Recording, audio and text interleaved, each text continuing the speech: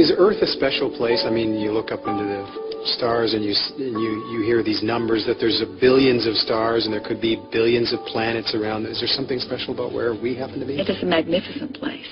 It is the manifestation of so much thought that has gone before. In other words, it was created from the idea before it even took physical form. It's a big question and a hard to hear answer, but there is thought, and then there is thought form, and then there is manifestation.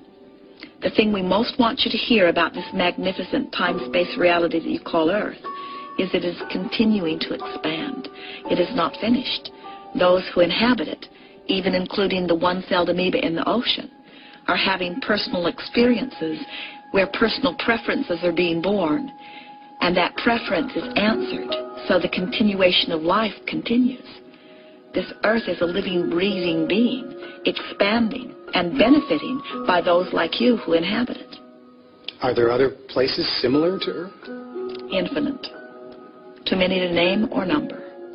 Well, on that same kind of track, these days, in particular, these days meaning, I guess, since the 60s, we hear things about, you know, flying saucers, and there's crop circles and things that go bump in the night.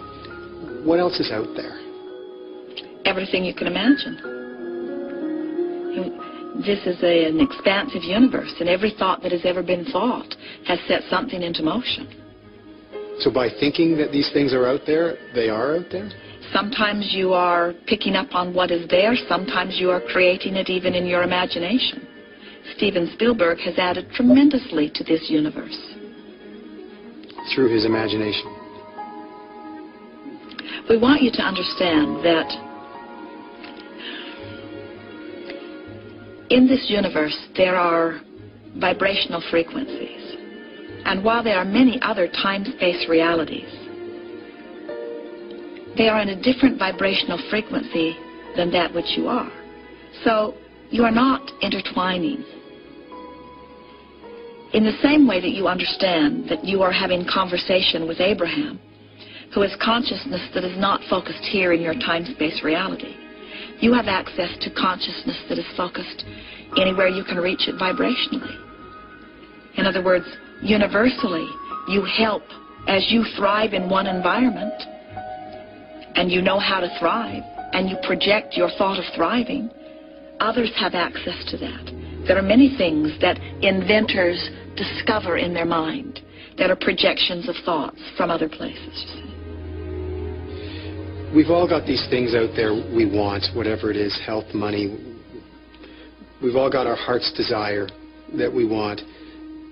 Can you explain to me again how, in concrete, step by step, we can head towards these things that we want? Well, when you think about it, every subject is really two subjects. What is wanted and lack of it, or absence of it. When you identify a desire, name something. Money, more money.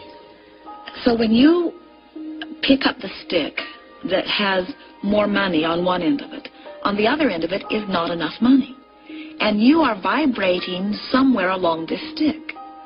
So if you've been having the experience of not enough money, you've been observing it, you've been talking about it, you've been worrying about it, and you are now, from your awareness of not having enough money, asking for more money, you are not a vibrational match to more money. You're a vibrational match to not enough money. And you can tell which end of the stick you are most a vibrational match to by the way you feel when you think about money. So when you think about money, if it makes you feel free, and it makes you feel exhilarated, and it makes you feel adventurous, then you're on the vibrational end of the stick that matches dollars flowing to you. That's why rich people get richer. They feel prosperous, they feel abundant, they feel well-being, and so they're not holding money away from them. And that's why people who don't have enough money so often don't allow more money into their experience. So the key to moving up the stick, so to speak, is to find a way to feel more prosperous, to stand where you are, because you can't do anything other than that, but try to play down the not enough money while you play up how well things are going. We encourage someone who is in a place where they want more money to put $100 in their pocket and spend it mentally all day long. people say, well, if I had $100, I would feel more prosperous. And we say, then pretend that you have $100 in your pocket if you cannot find $100 to put in your pocket. But you must find the essence of feeling more prosperous before you open the door to prosperity. You can't buck the current. You can't feel poor and allow more money into your experience. You have to find a way to shift the way you feel. It's a mental thing. So you're using words like pretend and imagine. Or remember. But I think so many people just roll their eyes when they hear that. That's, what can I do with that?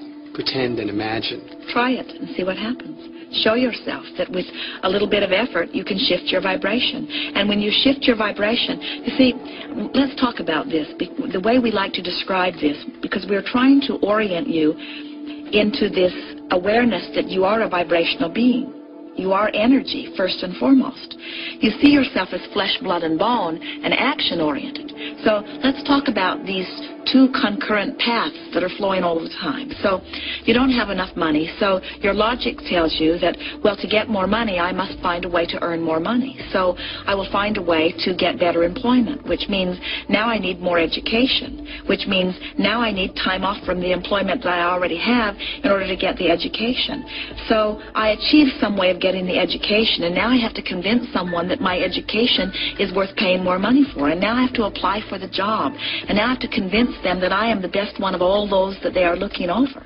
And so then I get the job, and then I have to convince them that I'm really worth more than they are paying. And we say, oh, it is a very long, hard journey that you are upon. It is no wonder that so many are discouraged and rolling their eyes. We understand why they might do that.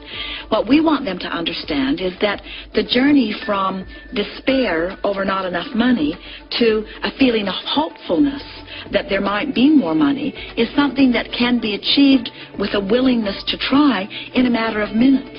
And if you take the time to just leave behind your pessimism and cynicism and despair and find just a little flicker of hope, and you try to keep it alive just for a few seconds, 68 really is enough for the universe to get a fix on your new vibrational stand. 68 seconds. 68 seconds is all it takes to flicker from despair into hopefulness. Now you have shifted vibrationally enough that now evidence will begin to reveal itself to you. And so it doesn't take much. Roll your eyes if you want to, and we certainly understand why you would. But try just to feel a little more hopeful and maintain it for just a little bit of time, and then watch what begins to happen, because the slightest shifting in your vibrational stance yields huge benefits in terms of manifestation. The better it gets, the better it gets, the better it gets, the better it gets, the better it gets. So you're essentially just saying try it. Try imagining that you are not sick or whatever, imagining what it feels like to be in health. Start with something easy. Don't take the issue that you've been beating yourself over the head with for the last 20 years and say, I'm going to test it on that. Start with something easy. Take some subject that you don't have huge resistance about and ponder it and contemplate it and imagine it and watch how quickly the universe